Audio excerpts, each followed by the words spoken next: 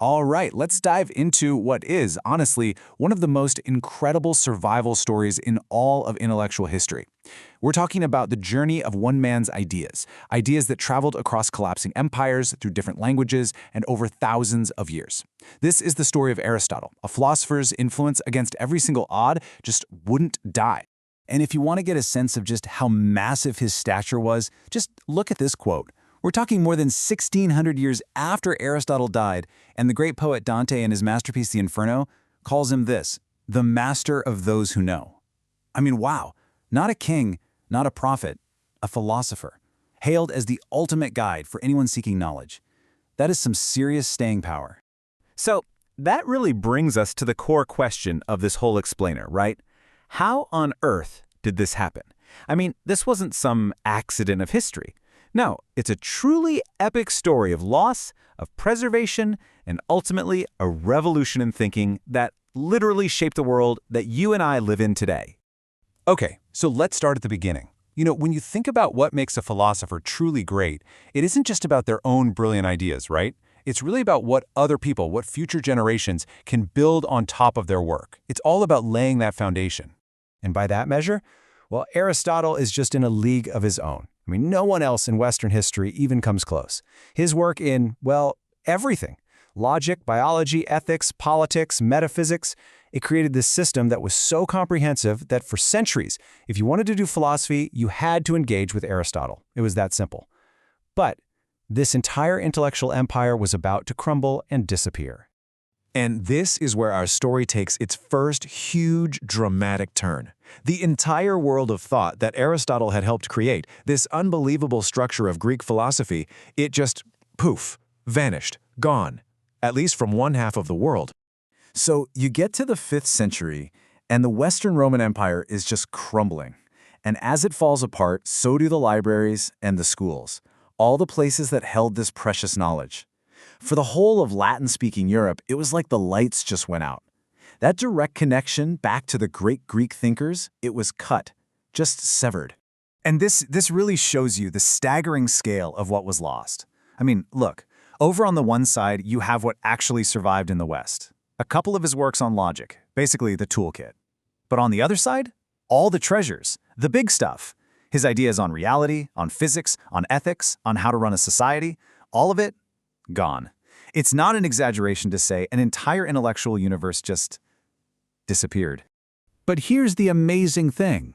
The story doesn't end there, not by a long shot. Because while Aristotle's ideas were fading into darkness in the West, they were being carefully preserved, deeply studied, and even expanded on in the incredible intellectual hubs of the Arabic-speaking world. You had these brilliant thinkers like Al-Farabi in Baghdad and Avicenna. And they weren't just acting like librarians, just storing the old texts on a shelf. No way. They were engaging with them, wrestling with the ideas, building these huge new philosophical systems right on top of Aristotle's foundations. They were the ones who kept that flame of Greek reason burning bright. But for the story we're telling, the story of how Aristotle finally made his way back to Europe, there's one name that stands head and shoulders above everyone else: Ibn Rushd. In the Latin West, they would come to know him as Averroes. And he is the bridge that Aristotle himself would walk across to get back into European history. He was so respected, so revered for what he did, that he got his own unique title, the commentator. Now just stop and think about that for a second. In the mind of a medieval scholar, there was the philosopher, that was Aristotle, and there was the commentator, that was Averroes. His guides to Aristotle's really dense, tough texts were so important that you basically couldn't understand one without the other. Okay, so this sets up the next massive question, doesn't it? You have this complete logical system of thought built by a pre-Christian philosopher using nothing but pure human reason, and it's about to be dropped right back into a Europe that is completely dominated by faith in Scripture. What happens next? What happens when these two worlds collide? Well, what happened was nothing short of a revolution. Seriously. When Aristotle's complete works finally got translated from Arabic and Greek back into Latin, starting around the 12th century, the impact was seismic. It didn't just change things, it completely transformed European thought, shaking it right down to its very foundations. Suddenly, he wasn't just a philosopher anymore. He became the philosopher. That was it. The entire curriculum for the new universities that were popping up all over Europe, it was built around his work. His logic was how you argued, his physics was how you understood the world, and his metaphysics? That became the very foundation for theology. He was everywhere. In this image from Raphael's famous painting The School of Athens, it just perfectly captures the huge shift in thinking he brought. You see Plato, who was Aristotle's teacher, pointing up to some perfect, heavenly, abstract world of forms. But Aristotle, he's gesturing down to the earth. For him, reality, truth, knowledge, you find it right here, in this world, by looking at it, by observing it, by using your reason. Now, this new focus on reason created a massive crisis. How could this way of thinking possibly fit with Christian faith? Well, the answer came from the brilliant Thomas Aquinas.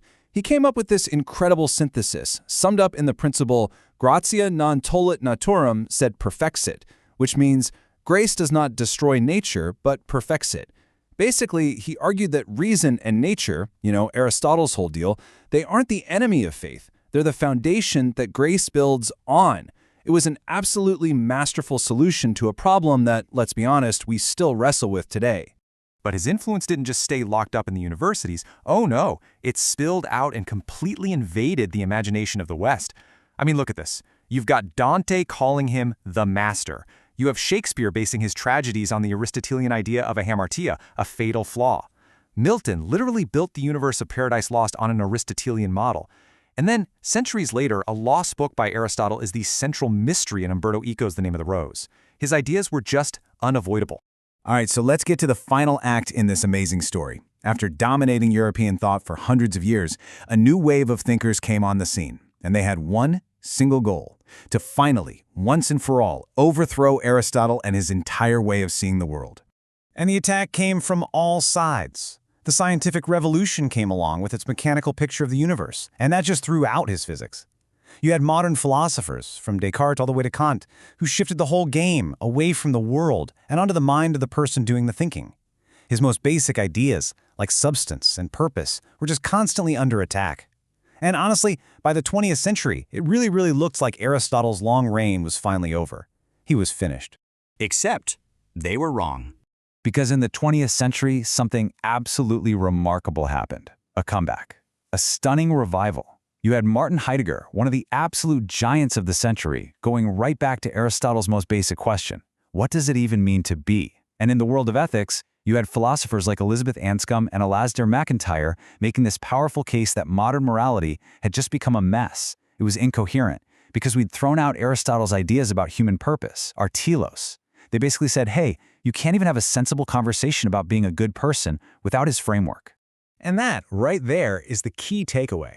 Aristotle is not some dusty museum piece you look at behind glass. He's a live conversation partner. His questions, the really fundamental ones, like what are things made of? What causes them to be the way they are? What is their purpose? Those questions are still at the very heart of philosophy today. He is still a vital, active participant in our biggest, most important conversations.